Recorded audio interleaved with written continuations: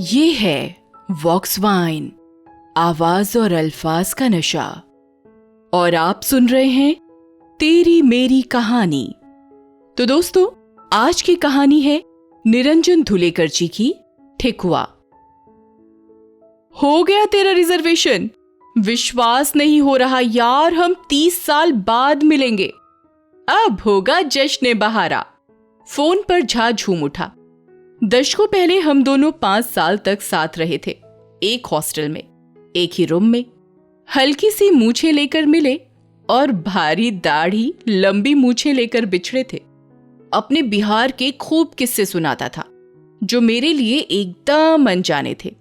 छठ से लेकर हर घर नेतागिरी तक, बाढ़ से लेकर सोनपुर के मेले तक, भूमिहार से लेकर बुड़बक तक, भोजपुरी से लेकर मैथिली तक, आरा हिले छपरा हिले से लेकर जोगीरा सारा रारा रारा तक।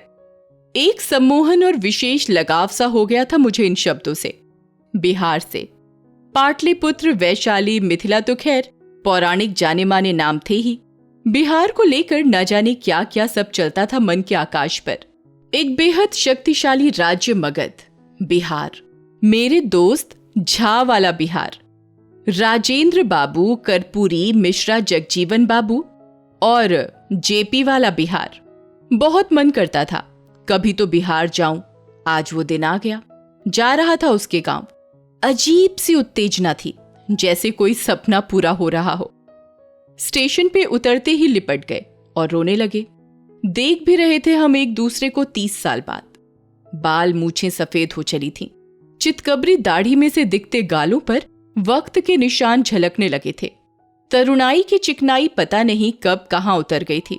चल निकली बातें, हॉस्टल, कॉलेज, लड़कियों की, दोस्तों की। पूरी जानकारी एक्सचेंज हो रही थी, घर परिवार की भी। एक खबर ने विचलित कर दिया। उसकी पत्नी दुनिया में नहीं थी। 3 साल पहले। बोला, यार ये चली तो गई, पर मुझे आज भी लगता है कि यही है घर में, मेरे आसपास। अक्सर मुझे आभास होता है, इसीलिए बच्चों के पास गया नहीं रहने। यहीं रहता हूं अकेला। मैंने उसका हाथ दबाते हुए कहा, हाँ यार, 7 जन्मों का साथ ऐसे थोड़े ही छूट जाता है। मन के बंधन हैं, खींची लाते होंगे उन्हें। यहीं रहना। शादी के बाद तेरे बारे में भी बताया था इसको। बोलती थी कि बुलाइए घर अपने। वो होती ना तो तुझे घर के बने खुरमे, गुजिया, बेसन लड्डू, दही चूरा, ठेकुआ और ना जाने क्या क्या जरूर खिलाती। बड़ा शौक था खिलाने का। ये थोड़ा दुखी था। कोई बात नहीं यार, चिंता मत कर। सोच ले कि उन्होंने ही बुलाया मुझे और उन्होंने ही बनाया है जो रोज खा रहे हैं।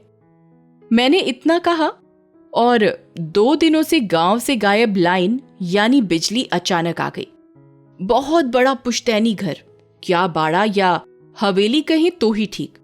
नौकर आता था, खाना बना जाता सवेरे शाम। पकौड़े, आलू पराठे, नमकीन, खूब मजे उड़ाए दोनों ने 4 दिन। कल वापसी की ट्रेन थी।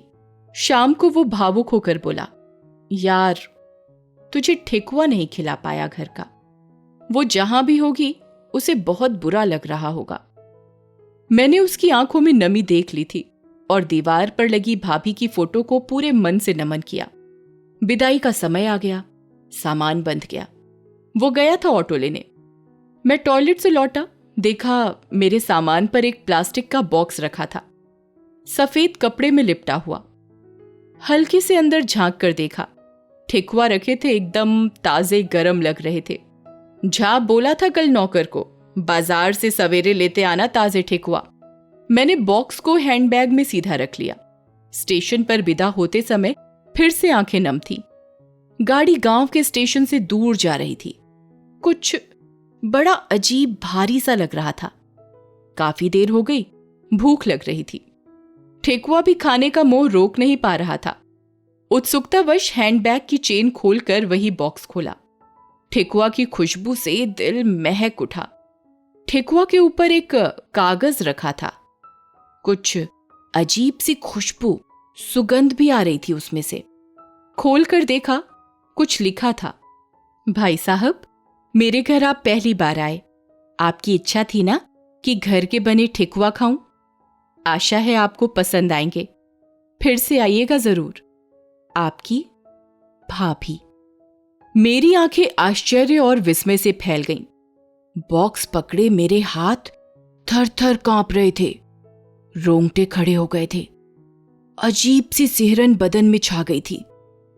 कनपटी के नीचे से पसीना बहाने लगा, मुंह सूख गया।